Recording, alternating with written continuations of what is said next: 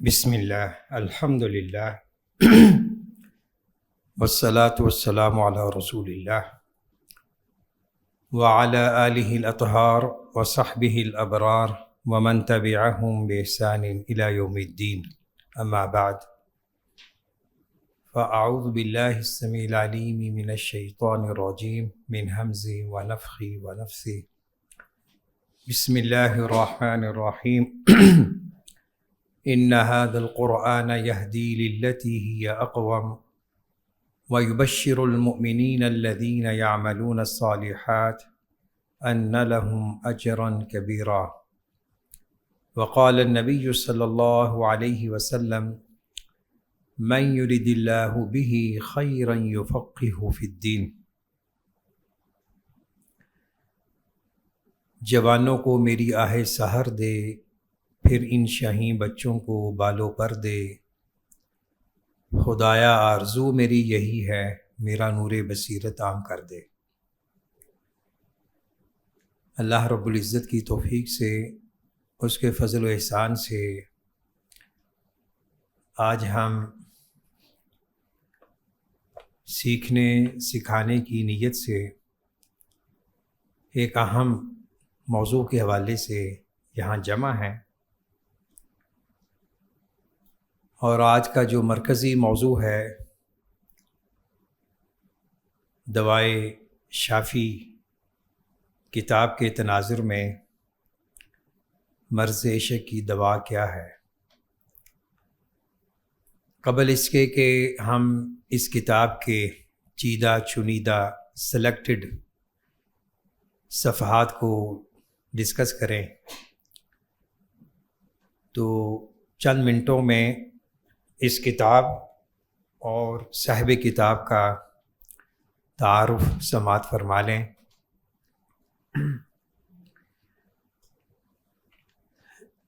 دوائے شافی اردو زبان میں عربی کتاب کا ترجمہ ہے، اور عربی کتاب کے اصل دو نام ہیں۔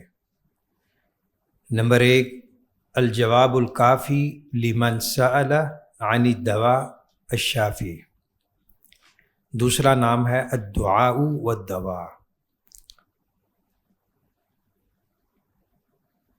اور یا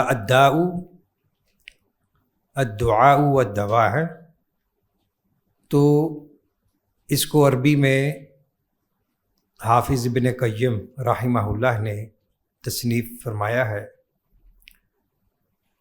حافظ ابن قیم رحمہ اللہ بہت بڑے اسکالر، مفسر، محدث، فقیہ اور ماہر نفسیات، ماہر اخلاقیات میں ان کا شمار ہوتا ہے۔ علامہ حافظ شیخ الاسلام ابن تیمیہ رحمہ اللہ کے وہ خصوصی تلامذہ میں سے ہیں۔ تو مختلف موضوعات پر اور مختلف اسالیب میں ان کی تصانیف موجود ہیں، اور بہت ہی عمدہ تحقیق کا شاہکار ہیں۔ ان کے زمانے میں ایک شخص اسی بیماری میں مبتلا ہوا، اور اس نے ایک سوال نامہ تیار کیا مختصر، اور اپنے وقت کے چند اہل علم کو استفسار ارسال کیا کہ مجھے اس کا جواب دیجیے۔ وہ سوال کیا ہے اس کا بھی تذکرہ ہوگا۔ تو پھر اس سوال کے جواب میں علامہ ابن قیم نے اس کتاب کو تحریر کیا۔ باقی حضرات کے جواب آئے یا نہیں آئے اس کا کوئی علم نہیں ہے، بہرحال یہ ایک مفصل جواب اس سوال کا جواب ہے، اور یہ آپ کہہ لیں کہ ان کا اخلاص تھا کہ انہوں نے ایک درد کے ساتھ، جامعیت، معنویت کے ساتھ ایسا جواب دیا جو ہر زمان و مکان کے مسلمانوں کے لیے خصوصاً اور پوری انسانیت کے لیے عموماً مشعل راہ ہے۔ تقریباً 7-8 صدیاں گزر چکی ہیں۔ جو اس کتاب کے کردار تھے وہ بھی صفحہ ہستی سے ناپید ہیں، زیر زمین ہیں، لیکن ان کا چھوڑا ہوا علمی ورثہ آج بھی لوگ اس سے استفادہ کر رہے۔ تو یہ کسی بھی صاحب علم کے اخلاص کی برکات، ثمرات کا ایک اثر ہوتا ہے، مظہر ہوتا ہے، اور یہ ایک مستقل صدقہ جاریہ ہے۔ او علم ينتفع به، نبی اکرم صلی اللہ علیہ وسلم نے ایک حدیث میں 3 اصالِ ثواب کے، صدقہ جاریہ کے جو کام ارشاد فرمائے ہیں، یعنی کوئی صدقہ جاریہ کا کیا ہوا کام، نیک اولاد، اور تیسرا ایسا علم جس سے لوگ مستفید ہو رہے، ان کو فائدہ پہنچ رہا ہے۔ تو جب تک ہم ان کی کتاب پڑھتے رہیں گے، پڑھاتے رہیں گے، اسٹڈی کرتے رہیں گے، انشاءاللہ وہ بھی اس کار خیر میں اجر و ثواب کے مستحق ٹھہریں گے۔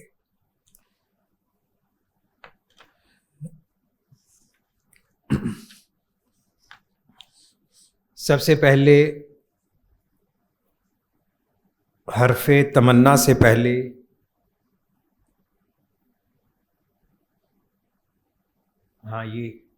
یہ آپ کہہ لیں کہ مختصر انٹرو ہے اس کتاب کے بارے ہے، یعنی اس کا ملخص تعارف کہہ لیں آپ۔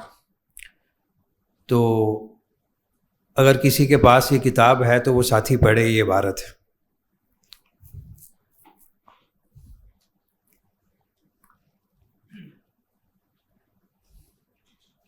ہاں آپ پڑھ لیں، انس آپ پڑھ لیں، ذرا اونچی کھڑے ہو جائے تاکہ سب کو بھی سنائی بھی دے گا۔ شاباش۔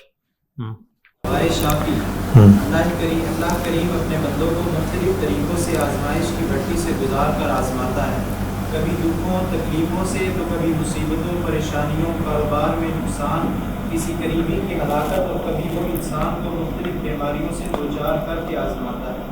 تکلیف دہ بیماری کی آزمائش بہت سخت ہوتی ہے، ہر مومن کو اس سے بچاؤ کے لیے اپنے رب کریم سے دعا کرنی چاہیے۔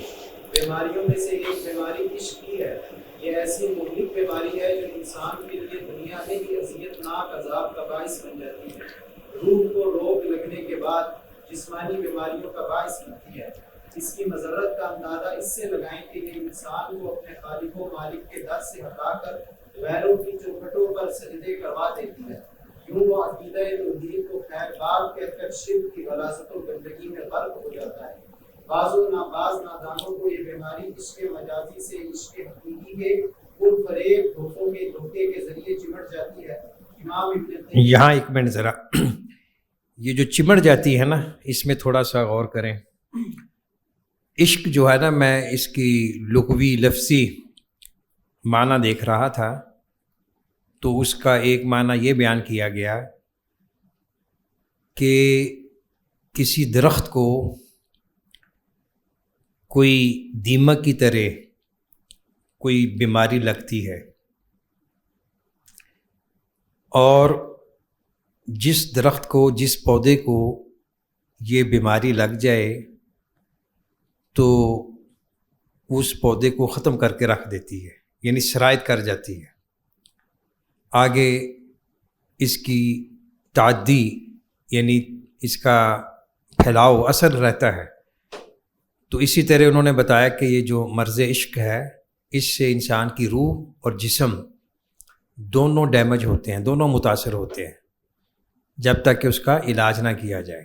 جی آگے۔ امام ابن قیم رحمہ اللہ نے اس کتاب میں توحید، شرک، بندوں کی اللہ سے دعائیں، انسانی جان کے قتل کا جرم، عشق کے المناک نتائج، مثلا لواطت، زناکاری، بدکاری، بدنامی، تزویر، سوء خاتمہ جیسی ہلاکتوں کو قرآن و حدیث کی روشنی میں کھول کر بیان کر دیا ہے۔ عشق و محبت اور خوبصورت شکلوں پر مر مٹنے کے فتنے کو بھی بیان کر کے ان سے بچنے، شیطان رہنے اور اللہ کریم کا قرب حاصل کرنے کا مفصل لائحہ عمل بیان کیا ہے۔ امید ہے یہ کتاب ان دلوں کے لیے دوائے شافی ثابت ہوگی جو عشق و ہوس اور بدعقیدگی کی دلدل میں گردن تک پھنس چکے ہیں، اور یہ کتاب نفرات کے جھلسے ہوئے دلوں کے لیے ٹھنڈک و تازگی کا جھٹکا ثابت ہوگی جو عشق اور دوسرے مختلف گمراہ محرکات کے شکار ہو کر گناہوں کے سمندر میں ڈوب جائے۔ یہ ایک پیج آپ کہہ لیں کہ تقریباً 550 صفحات کا انڈیکس ہے، خلاصہ ہے۔ تو اس کتاب کی ساری انفارمیشن جو 114 چیپٹرز پہ مشتمل ہے اسی چیز کے ارد گرد گھومتی ہے۔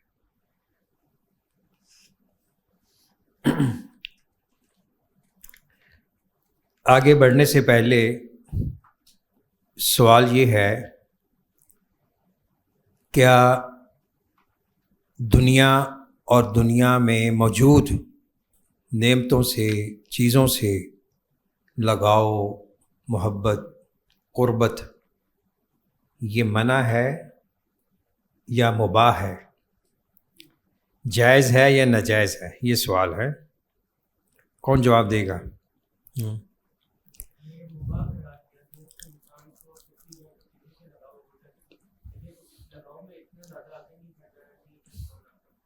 شاباش۔ قرآن و سنت کی جو تعلیمات ہیں وہ فطرتی ہیں، وہ انسان کی عقل، اس کی فطرت، اس کے جذبات، احساسات کے عین مطابق ہے۔ کیوں اللہ رب العزت نے اس دین کو نازل کیا ہے جو خالق ارض و سما ہے اور ماضی، حال، مستقبل سے باخبر ہے؟ تو جس اللہ نے انسان کو پیدا کیا اور اسی نے انسان کی رہنمائی کے لیے جو شریعت عطا کی ہے وہ فطرت کے عین مطابق ہے، کلیش نہیں ہے۔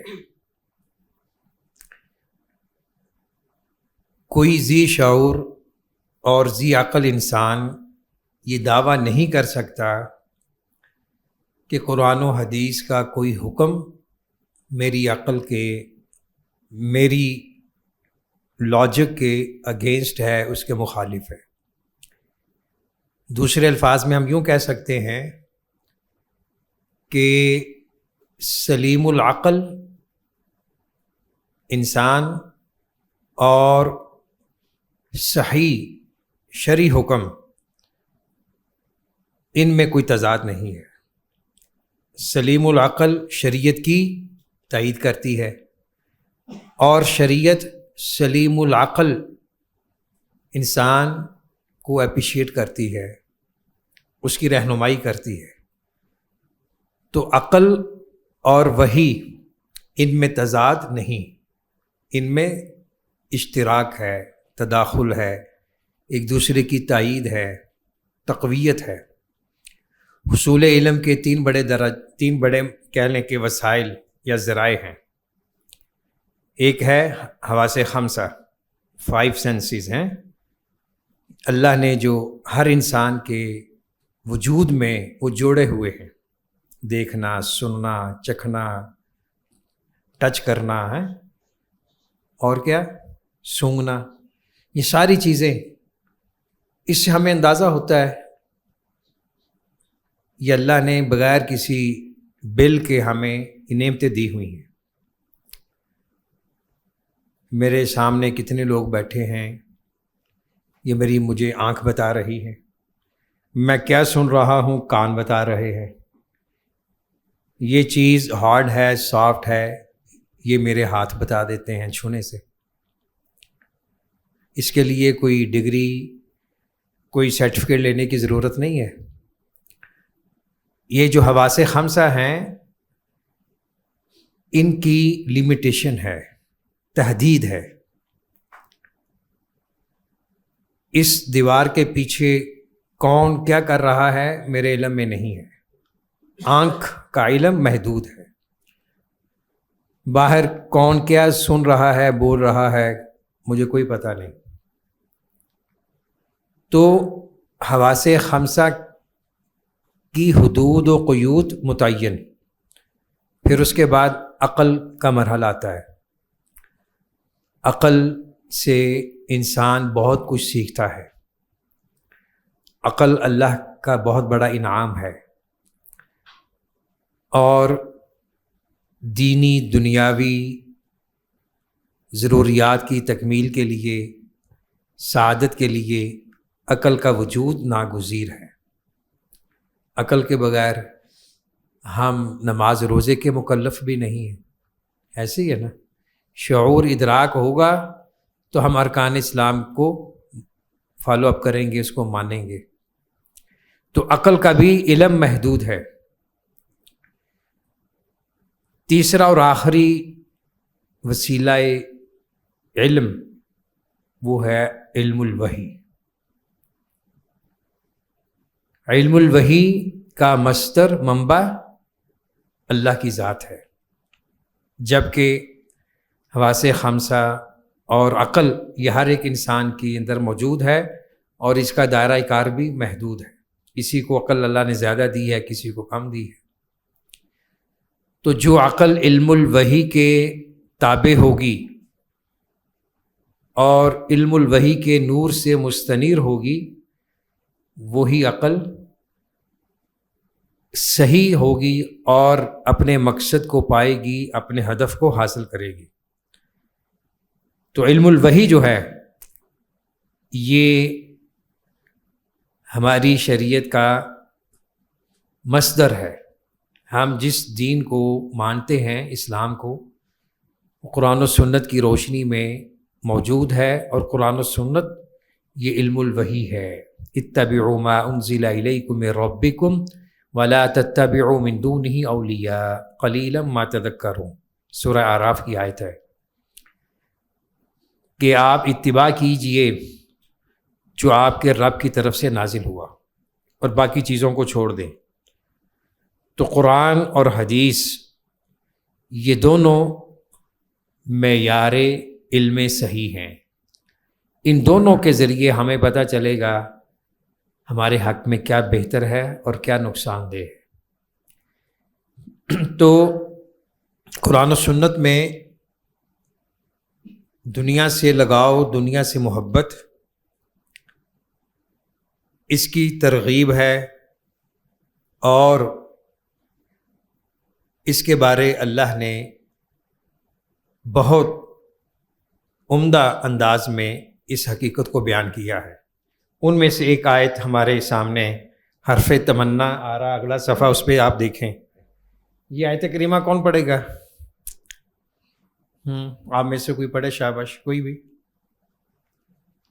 زين للناس حب الشهوات من النساء والبنين والقناطير المقنطرة من الذهب والفضة والخيل المسومة والأنعام والحرث، ذلك متاع الحياة الدنيا والله عنده حسن المآب۔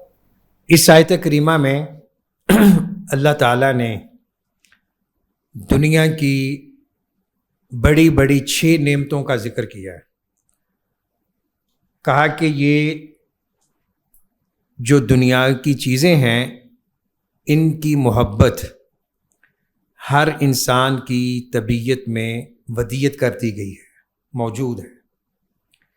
نمبر 1 عورتیں، نمبر 2 بیٹیں، والقناطیر المقنطرۃ من الذهب والفضہ، نمبر 3 4 بھی کہہ سکتے ہیں، 3 بھی کر سکتے ہیں، یعنی سونا چاندی کو اگر الگ الگ کر دیا جائے تو 4 ہو جائیں گے، یعنی سونا اور چاندی کے خزانے۔ والخیل المسومۃ، نمبر 4 نشان زدہ گھوڑے، والانعام مویشی، والحرث کھیتی۔ یہ 6 نعمتیں کسی نہ کسی انداز میں انسان ان سے محبت کرتا ہے، کوئی اس سے انکار تو نہیں کوئی کر سکتا ہے نا۔ یعنی جو انسان خون گوشت سے مرکب ہے، خون گوشت سے بنا ہوا ہے، نارمل انسان ہے، کیا کوئی انسان ان چیزوں سے محبت کا انکار کر سکتا ہے کہ مجھے ان چیزوں سے پیار نہیں ہے؟ کیوں جی، ہے کوئی ایسا انسان؟ تو اللہ کی کتاب کا یہ ایک اعجاز ہے کہ قرآن کریم کا جو بھی حکم ہے کوئی اس کو چیلنج نہیں کر سکتا۔ ہاں، ان چیزوں سے محبت کمی بیشی ہو سکتی ہے، تفاوت ہو سکتا ہے، کسی کو زیادہ کسی کو کم، لیکن کلیتاً مطلقاً کوئی انکار کرے این خیال است و محال است و جنون، یہ نہیں ہو سکتا۔ اچھا، ان چیزوں سے محبت کوئی عیب نہیں ہے، لیکن یہ محبت اعتدال میں رہے، اور ان سب چیزوں سے محبت کے اوپر جو محبت غالب ہونی چاہیے وہ ہے اللہ سے محبت، جسے حقیقی محبت کہا گیا ہے۔ والذین آمنوا اشد حبا للہ، یعنی سب سے زیادہ شدید محبت کا اظہار اللہ کی ذات سے ہو، اللہ کی صفات سے ہو، اس کے اسماء حسنہ سے ہو، اس کی شریعت سے ہو، اس کے احکامات سے ہو۔ اور جب اللہ کی محبت ان محبتوں پہ غالب ہوگی تو پھر وہ انسان کامیاب ہے، دنیاوی اعتبار سے بھی اخروی اعتبار سے بھی۔ اگر اللہ کی محبت ان محبتوں کے تابع ہے، یعنی اللہ کی محبت بعد میں پہلے یہ محبت، تو پھر وہ بیماری ہے، اس کا علاج ضروری ہے۔ تو یہ ساری دنیا وما فیہا یہ عارضی ہے، زوال پذیر ہے۔ کتنی عارضی زوال پذیر ہے اس کا ذکر قرآن کریم کے اگلے مقام پہ ہے، سورۃ الحدید آیت نمبر 20۔ اگلا پیج کریں بیٹا۔ اعلموا، ہاں کوئی اور حافظ صاحب ہیں آپ میں سے؟ ہاں پڑھیں، شاباش۔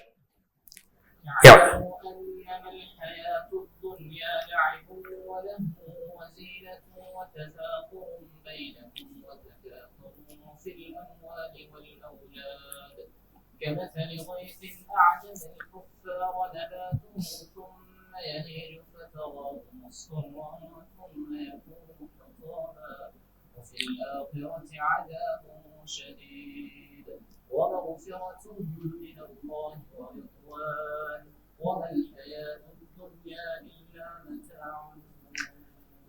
اس آیت کریمہ میں اللہ رب العزت نے ایک تقابل مقارنہ پیش کیا ہے، دنیا کی نعمتوں اور آخرت کی نعمتوں کا، اور پہلے حقیقت بیان کر دی ہے کہ جان لو دنیا کی زندگی تو محض کھیل تماشا ہے، زیب و زینت، آپس میں فخر و مباحات اور مال و اولاد میں ایک دوسرے سے زیادہ بڑھ جانے کی خواہش، ایسے ہی ہے نا؟ یعنی یہ اللہ رب العزت نے دنیا کی حقیقت کو بیان کر دیا ہے۔ المال والبنون زینۃ الحیات الدنیا والباقیات الصالحات خیر عند ربک ثوابا وخیر عملا۔ اور بھی بہت سی ایسی آیات ہیں۔ تو یہ دنیا عارضی ہے، زوال پذیر ہے، مزرعۃ الآخرہ ہے، دار الامتحان ہے۔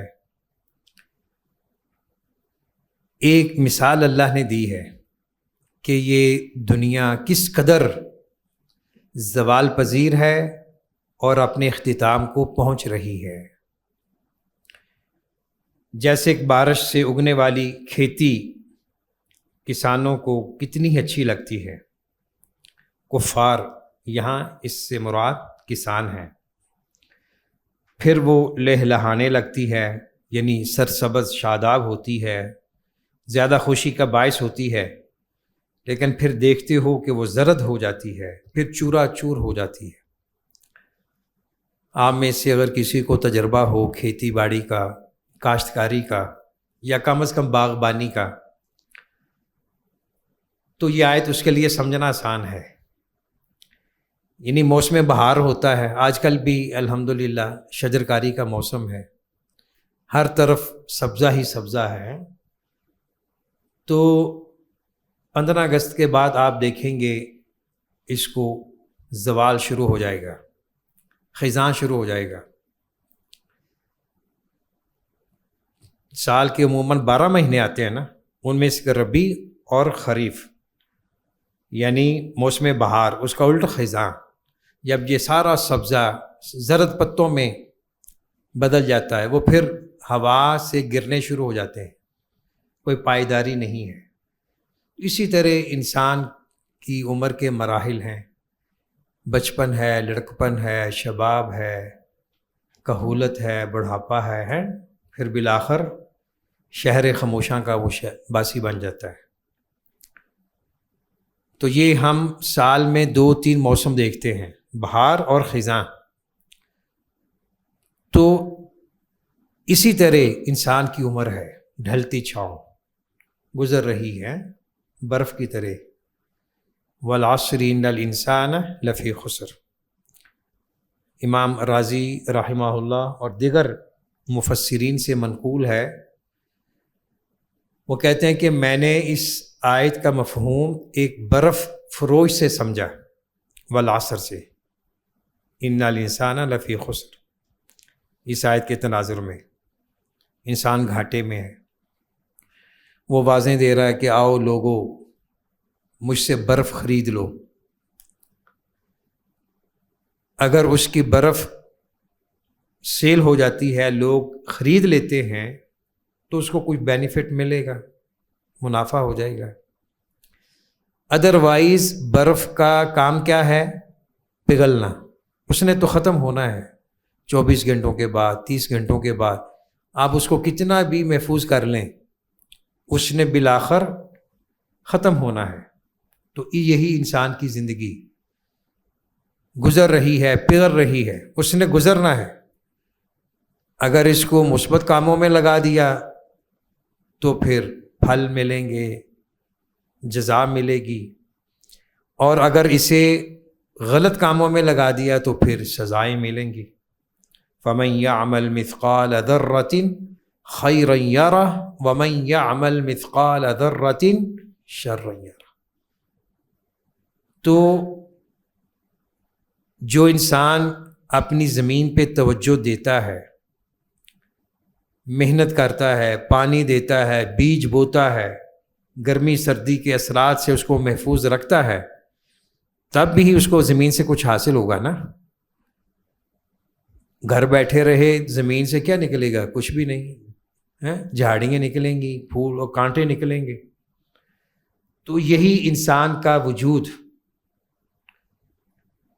اگر اس نے اس پہ محنت کی ہے اور اس نے اپنے دل میں، اپنی روح میں کچھ اچھی کاشتکاری کی ہے، اچھے بیج بوئے ہیں، تو اس کا اثر سامنے آئے گا. ورنہ پھر یہ بنجر زمین کی طرح اس سے کوئی فائدہ نہیں ہوگا. تو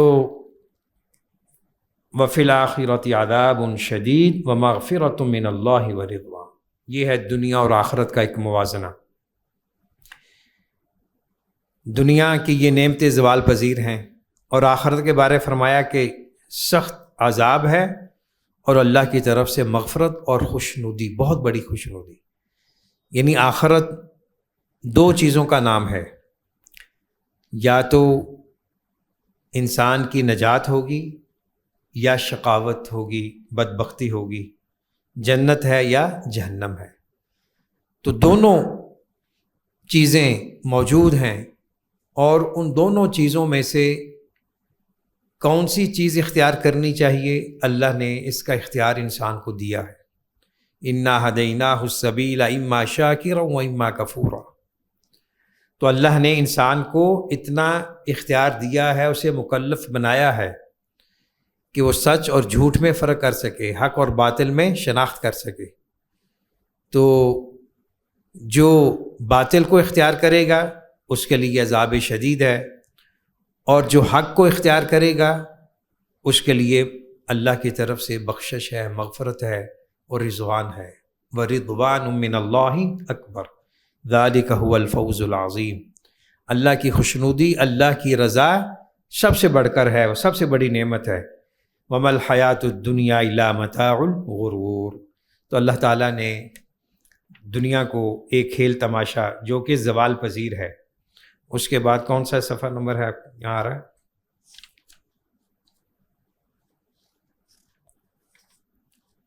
صفحہ نمبر، ہاں جی، یہ سوال پڑھ لیں، استفسار، یعنی یہ سوال اس کتاب کا مرکزی خیال ہے۔ مرکزی خیال سمجھتے ہیں نا، اردو ادب میں آپ نے پڑھا ہوگا، ہر ایک سٹوری، کہانی کا ایک مرکزی پوائنٹ ہوتا ہے، اس کے ارد گرد وہ کہانی گھومتی ہے۔ تو یہ سوال ہے، سوال پڑھ لیں بھائی، کون پڑھے گا؟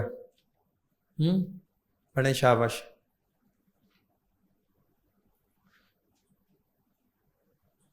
آپ پڑھ لیں۔ ہاں،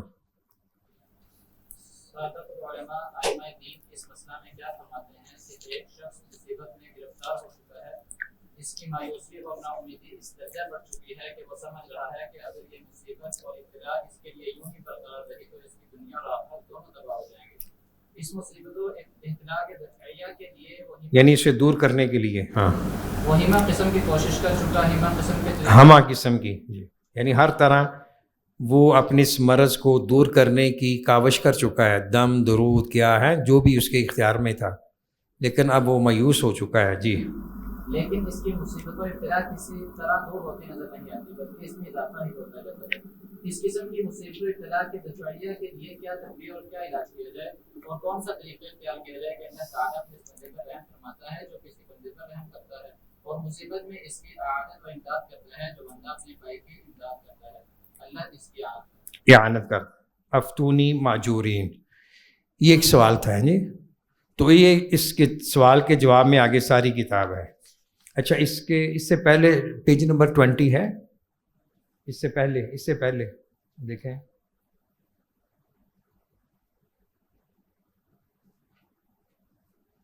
ہاں ٹھیک ہے، یہاں رکیں ذرا۔ اچھا، اس میں یہ 2-3 جو صفحات ہیں نا، اس میں اس کتاب کی افادیت، ضرورت، اہمیت پر یعنی چند اہل علم کے تاثرات ہیں، تو ان میں سے میں یہ چاہ رہا ہوں کہ آپ کے سامنے میں لے آؤں۔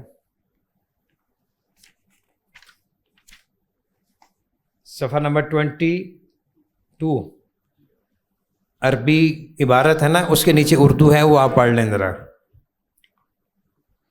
یہ کتاب تقویم اخلاق، صفائی عقول اور امراض جہالت اور شبہات ضلالت سے کہ جن سے بے شمار مخلوق ہلاک ہوئی ہے، نفوس کو شفا بخشنے میں اہم ہے۔ مثلا قضاء و قدر کے مسائل اور بغیر عمل کے اللہ کی رحمت پر تکیہ اور بھروسہ دھوکہ کھانا وغیرہ۔ تو آگے جا کر وہ لکھتے ہیں، واقعہ یہ ہے کہ اصلاح اخلاق کے بارے علماء دین اور صوفیاء کرام نے بڑی بڑی کتابیں لکھی ہیں، لیکن حقیقت یہ ہے کہ یہ کتاب اپنے مخصوص انداز، خصوصی طرز بیان اور ممتاز طریقے استدلال میں ایک انوکھی اور نرالی کتاب ہے۔ اور چند اہل علم کے تاثرات ہیں کہ اس کتاب کے ذریعے اللہ نے ہمارے لیے صراط مستقیم کے راستے کھولے اور اس موضوع کو سمجھنے میں ہمیں بڑی مدد ملی۔ تو اب آگے آ جائیں، الجواب، صفحہ نمبر 25 ہے نا۔ تو ان صفحات میں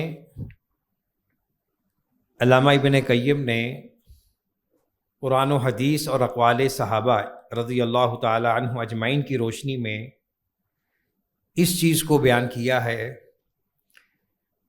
کہ شریعت ہماری رہنمائی کرتی ہے کہ جو بھی دنیا میں مرض ہے اس کی شفا بھی ہے، اس کا علاج بھی ہے۔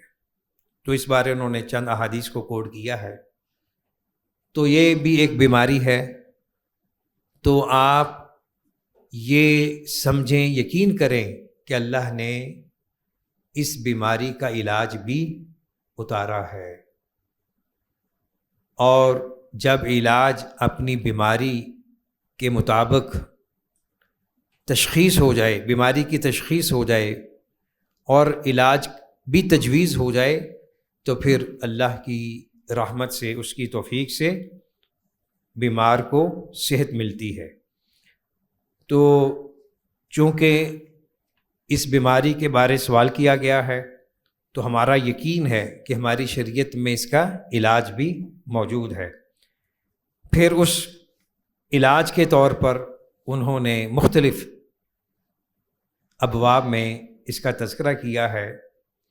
سب سے پہلے 2-3 باتیں۔ نمبر 1، قرآن کریم کو شفا قرار دیا گیا ہے۔ وَنُنَزِّلُ مِنَ الْقُرْآنِ مَا هُوَ شِفَاءٌ وَرَحْمَةٌ لِّلْمُؤْمِنِينَ، یہ صفحہ نمبر 27 میں یہ آیت موجود ہے، اور اس سے پہلے بھی ایک آیت کا حصہ ہے، قُلْ هُوَ لِلَّذِينَ آمَنُوا هُدًى وَشِفَاءٌ۔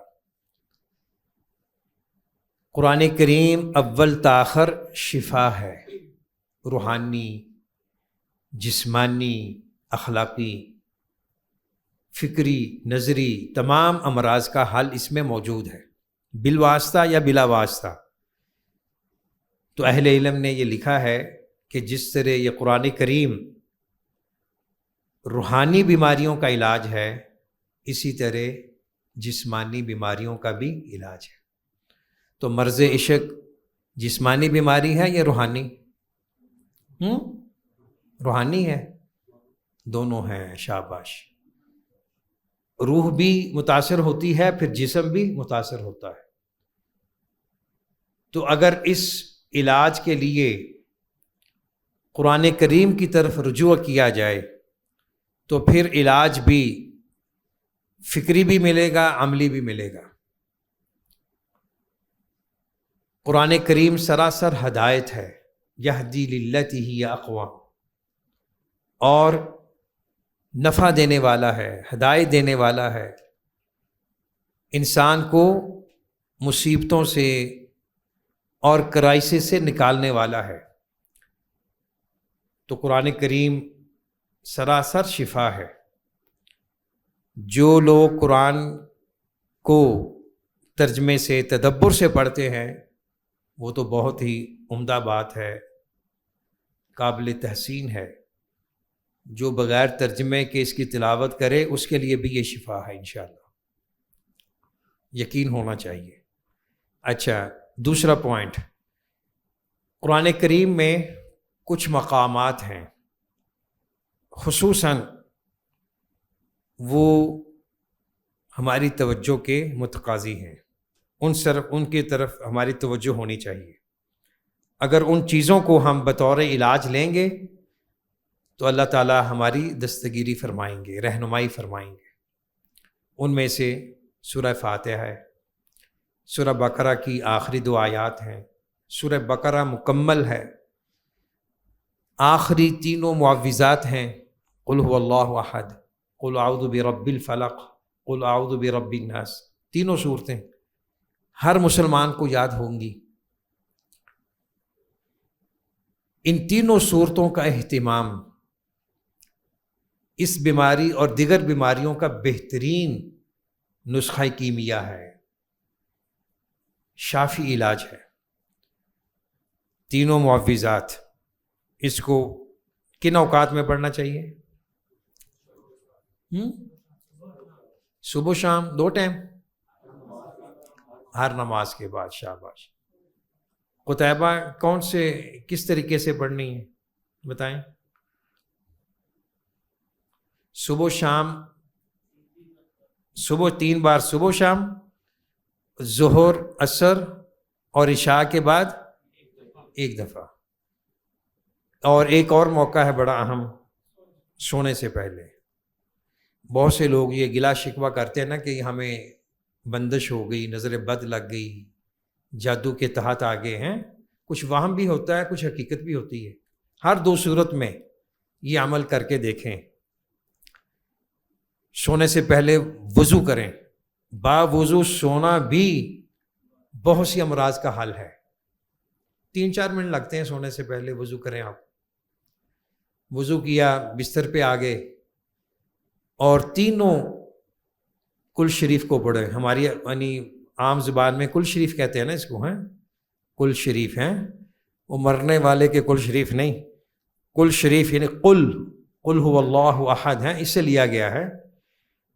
تو قل شریف جو ہماری عوام نے اس کو ساتھ لگا دیا, ہر جو اچھی چیز ہے اس کے ساتھ شریف لگا دیتے ہیں. تو ایک اسکالر ہوتے تھے, وہ کہتے ہوتے تھے بابرہ شریف کا کیا قصور ہے, اس کے نام کے ساتھ بھی شریف لگا ہوا ہے. ہوتی تھی نا ایک زمانے میں, آپ کو نہیں پتا, فیصل صاحب کو شاید پتا ہو. تو تینوں کل شریف ہیں. اس کو آپ نے 3 دفعہ پڑھنا ہے. قل هو اللہ احد, قل اعوذ برب الفلق, قل اعوذ برب الناس. پڑھ کے دم کریں اور جہاں تک آپ کے ہاتھ پہنچتے ہیں نا اس کو لگائیں. 3 دفعہ کر لیں, میرا خیال 6-7 منٹ لگیں گے. پھر اس کے بعد سونے کی دعائیں پڑھ کے سو جائیں. انشاءاللہ بڑے حسین خواب آئیں گے, بڑی میٹھی نیند آئے گی اور اطمینان ہوگا. ٹھیک ہے نا. یہ آپ کہہ لیں کہ منیمم قرآنی نسخہ ہر ایک کی اپروچ میں ہے, اور جس کو اللہ نے توفیق دی ہے سورہ بقرہ کی تلاوت کرے.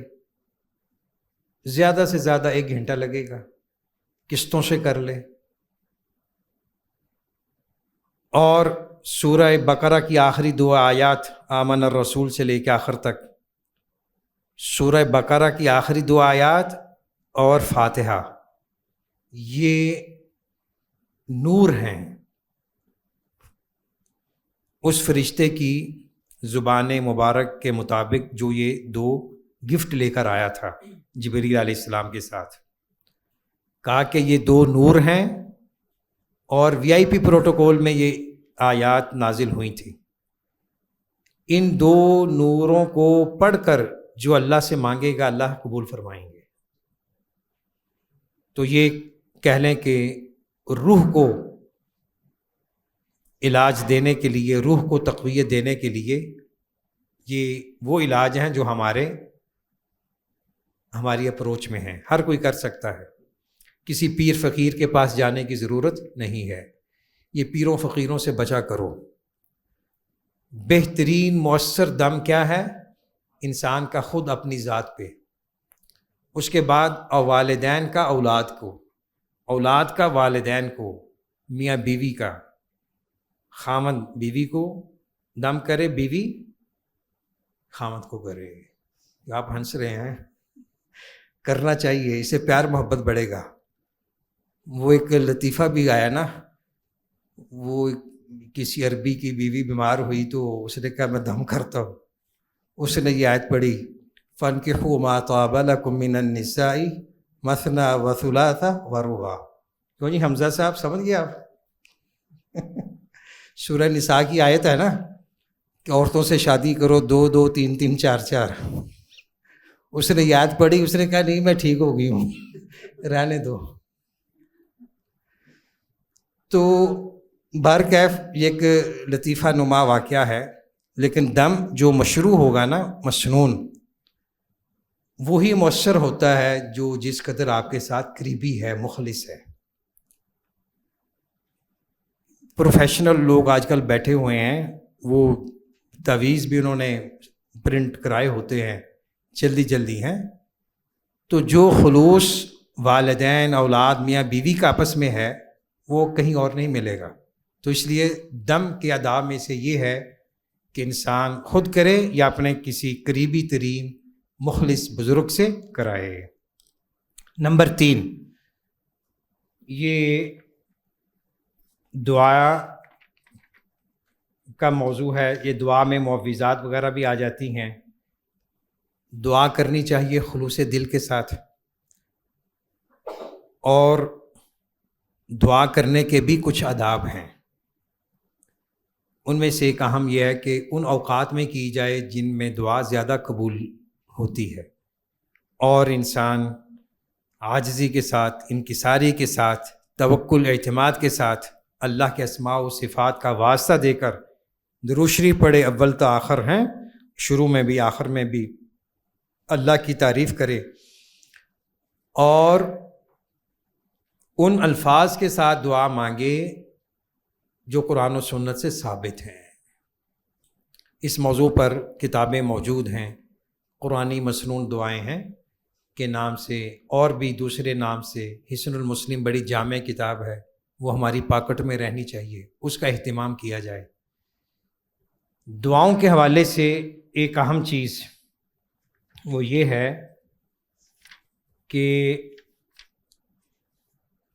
اسم اعظم آپ نے سنا ہوگا نا، حدیث میں اس کی بڑی اہمیت ہے، فضیلت ہے۔ حدیث میں ہے کہ جو شخص اسم اعظم سے دعا کرے گا اس کی دعا قبول ہوتی ہے۔ احادیث کی روشنی میں اہل علم نے 4 دعاؤں کو اسم اعظم میں شمار کیا ہے۔ نمبر 1، یہ دعائیں پیج نمبر 40 اور پیج نمبر 41 میں موجود ہیں، 40 اور 41 اور 42 میں، تو میں آپ کو مختصراً بتا دیتا ہوں۔